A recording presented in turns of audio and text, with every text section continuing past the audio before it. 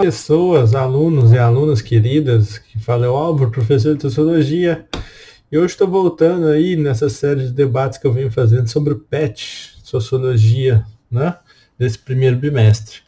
Hoje eu vou debater a semana 3 e 4, que é uma semana importante dentro do âmbito da Sociologia, né, que é esse debate. Ele é um debate que permeia toda a construção sociológica, que é a ideia do indivíduo e a sociedade, ou dentro da sociologia, que nós fazemos a leitura entre ação e estrutura, certo?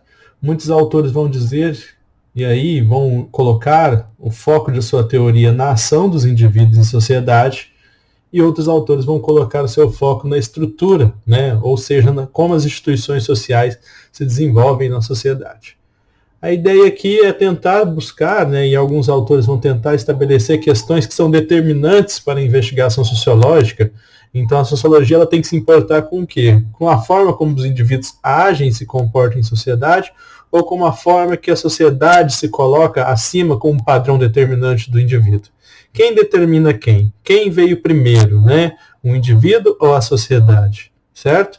Então, é esses debates aqui que vão surgir dentro do campo da sociologia, que vão permear um debate muito amplo dentro dos classes da sociologia, e depois ele vai ser muito atualizado por autores mais contemporâneos da sociologia, certo?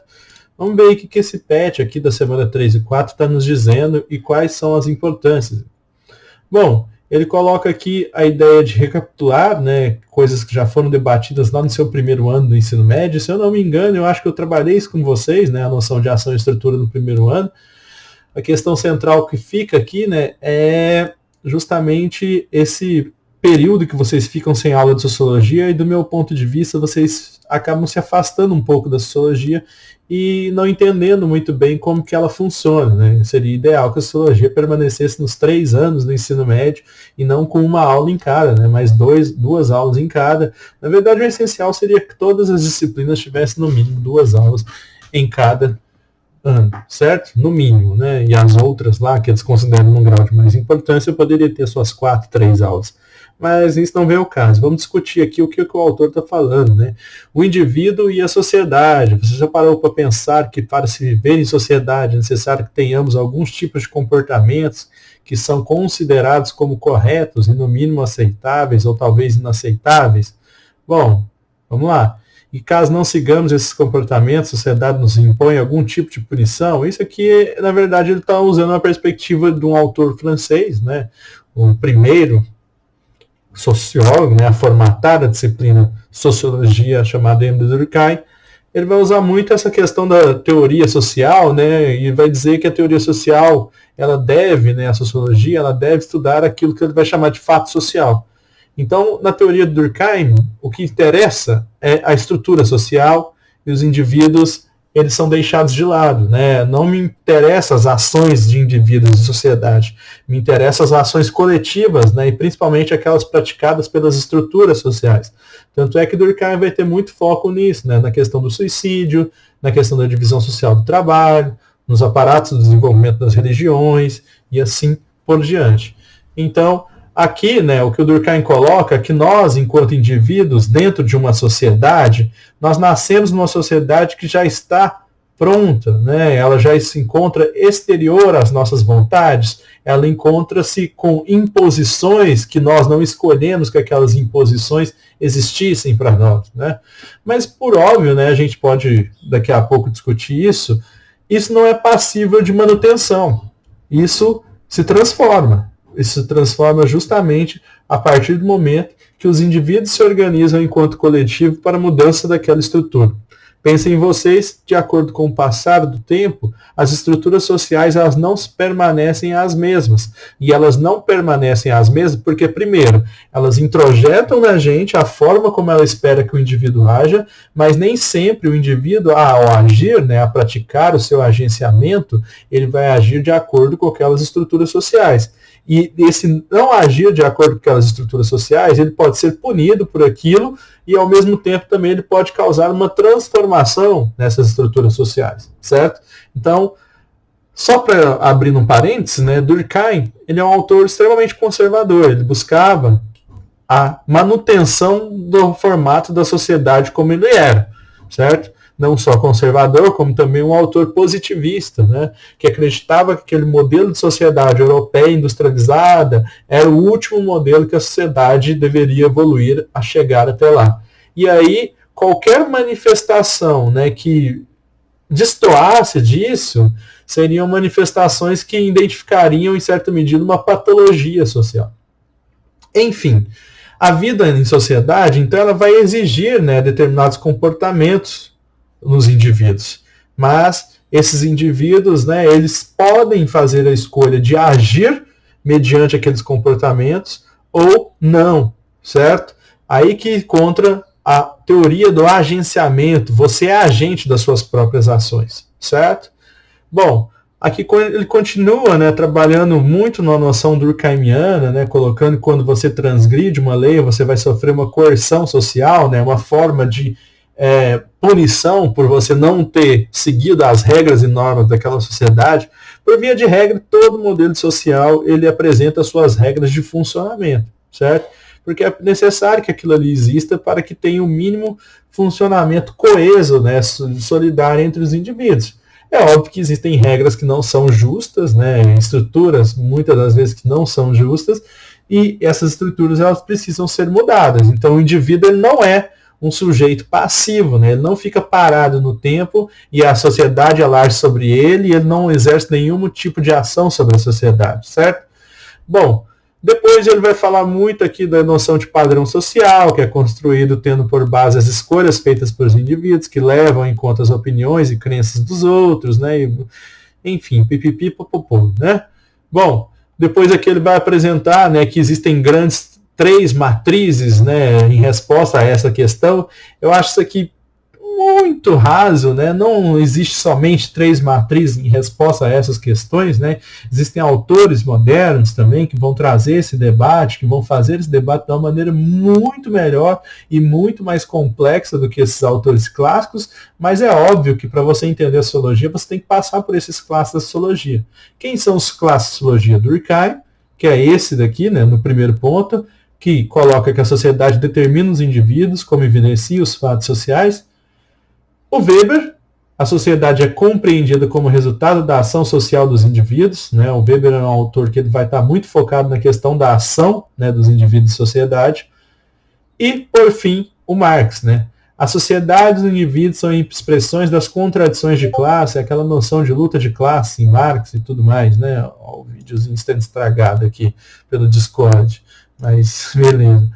Então, aqui ele coloca três definições básicas, né, da sociologia, que são uma proposta por Durkheim, né, que nós lemos como uma noção estruturalista da sociedade. Aqui é uma noção weberiana, de Max Weber, colocado da ação dos indivíduos e sociedade. E, por fim, uma noção que entende que a sociedade é formada por contradições materiais de classes sociais, né? Então nós temos Durkheim, Weber e Marx sendo trabalhados aqui. Eu colocaria também alguns autores que são importantes para a gente pensar esse debate, como Pierre Bourdieu, Norbert Elias e também Anthony Giddens, né? E principalmente desses três, não que eu estou desprezando os outros dois, né? Eu gosto muito do Anthony Giddens, que ele vai trabalhar a ideia de uma estruturação, né, que não é só estrutura social, nem é só a ação dos indivíduos. Isso está em conjunto. Tanto a estrutura social como a ação estão em conjuntos, formando o que ele chama de uma estruturação, certo? Essa estruturação, ela é a estrutura social agindo sobre o comportamento daqueles indivíduos e aqueles indivíduos agindo sobre a estrutura social. Isso vai gerando uma roda, né, que faz com que a sociedade ela mantenha-se funcionando e constantemente se transformando. Essas ações, né, essas ações dos indivíduos, elas se dão tanto em cunho de consciência quanto de cunhos de inconsciência, né? Os indivíduos agem de forma consciente e também agem de forma inconsciente. É nesse sentido, né, que o Max Weber ele vai colocar isso dentro da sua teoria, né? Ele vai dizer que a sociologia compreensiva weberiana, ela visa o estudo das ações dos indivíduos e sociedade, certo? Mas a compreensão dessas ações, muitas das vezes elas se embaralham, né? Não há um ponto fixo de compreensão do como os indivíduos agem em sociedade.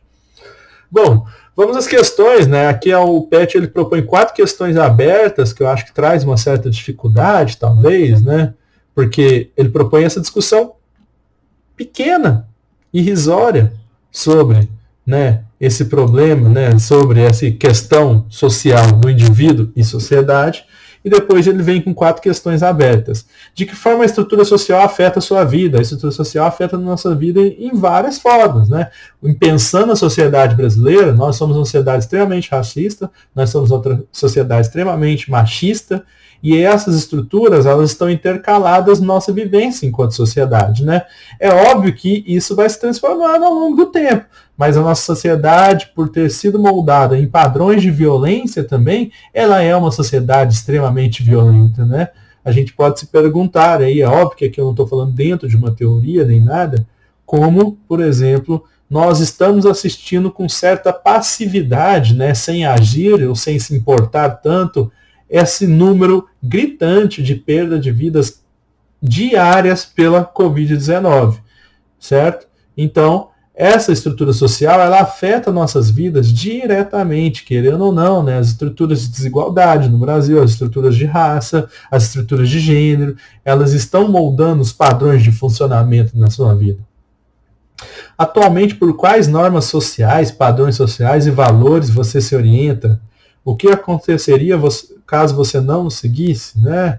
Aqui ele está querendo dizer que você vai ter que se orientar por padrões que a sociedade te coloca, né? Eu diria aqui que os melhores valores para você seguir são os valores éticos, morais que estão compostos ali na Constituição Federal.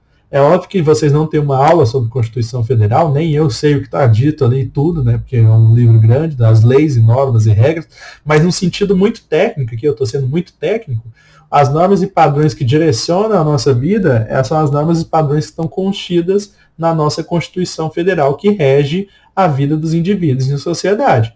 É óbvio que aí existem os padrões de socialização colocados pela sua família, colocados pela escola, colocados pela igreja, colocados pelo seu grupo de amigos, colocado pelo seu grupo de trabalho, né, e assim por diante, certo? De que maneira você aprendeu as normas sociais, padrões sociais e valores no qual você se orienta hoje? Você aprende, né, nesses modelos de socialização. Acabei de dizer da forma como você aprende. O primeiro modelo de socialização é a sua família, o segundo é a escola, depois temos a igreja, depois nós temos televisão, depois nós temos amizades, depois nós temos um monte de coisa, né, que são padrões estruturantes dessas normas sociais. Você acredita ser possível viver numa sociedade sem normas e regras? Justifique. Do meu ponto de vista, eu acho que não. Acho que todos os modelos de sociedade eles têm normas e regras, certo? Normas e regras são decididas dentro de um conjunto coletivo daqueles indivíduos ali para que aquela sociedade funcione. Há uma necessidade aqui dessa existência de normas e regras, né? Não vamos confundir a existência de normas e regras com questões de autoridade. Ou seja, não é querer ser autoritário aqui, é querer montar um modelo coletivo de sociedade no qual as pessoas possam conviver em sociedade, conviver coletivamente, né? Quando a gente pega esses conjuntos de normas e regras que se estabelecem na sociedade, nós vemos hoje, por exemplo, dentro da lógica capitalista, né, uma formação muito individualista, né? Os indivíduos eles se confundem pela ideia de liberdade, eles acham que eles são seres livres, que eles podem fazer o que quiser, e eles não conseguem nem usar a porcaria de uma máscara na cara, né? Nem passar álcool na mão. Isso é um problema muito grave, né? Quando a sua liberdade afronta a liberdade alheia, isso não é liberdade, é imposição, certo? Bom, aí depois fica para a próxima semana 5. Espero ter ajudado vocês e até a próxima.